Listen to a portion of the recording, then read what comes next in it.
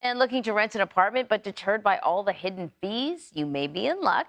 Yesterday, the Biden administration announced efforts to crack down on surprise costs, including application and parking fees, in order to increase transparency for potential renters. So, for more on this, I want to bring in Juliana Kaplan. She is the senior labor and inequality reporter for Insider. So this is kind of interesting because I got to say, like, at first hearing about this, I thought this doesn't really seem like something the federal government would be responsible for. It seems like something that would more happen on a city level.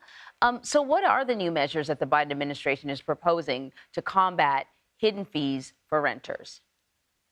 Yeah, that's a great point. We can talk a little bit about state level stuff too. But on the federal level right now, the Biden administration has been really focused on increasing competition. So we've seen this in actions like Ticketmaster and other ticketing platforms moving towards all in pricing. I recently bought a concert ticket. It cost exactly what it said it would up front. Hmm. And so similarly, they've been doing these sorts of initiatives with companies that help you with apartment rentals. So things like Zillow and apartments.com. So these companies have essentially agreed to create like interfaces or tools that when you look at an active listing, you're not just seeing the rent, but you'll also see like, here's how much the rental fee is. Is there a pet fee? Is there a parking fee? Is there a trash fee? Hmm. All those fees sort of pop up towards the end and are generally hidden, but might actually make that apartment more costly than one that has a sticker price of higher rent. All right. So this is more about transparency and not about getting rid of the fees.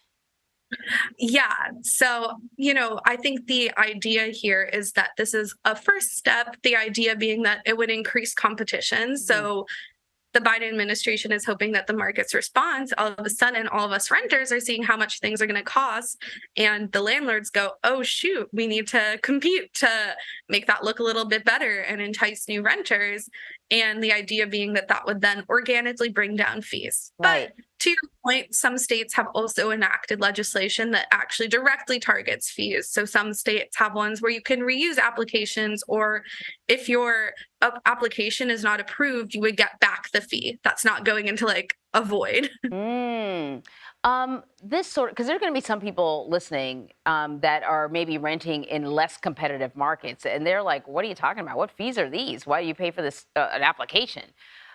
But these hidden fees, and sometimes not hidden, they certainly disproportionately impact marginalized renters. Can we talk a little bit about that?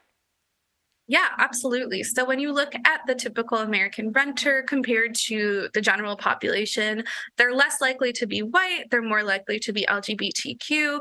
And in particular, Black and Latino renters are more likely to be paying apartment rental fees, and they're also more likely to be applying to more apartments because obviously Mm. systemic bias is baked into, unfortunately, every aspect of our economic system. So, especially even in not as competitive markets, it might be more difficult to secure an apartment, especially if you come from an economically marginalized background. So, then you're losing, again, even more money to try and rent somewhere rather than being able to own a home. Right, right. All makes a lot of sense. Juliana Kaplan, thank you very much. Yeah, thank you so much for having me.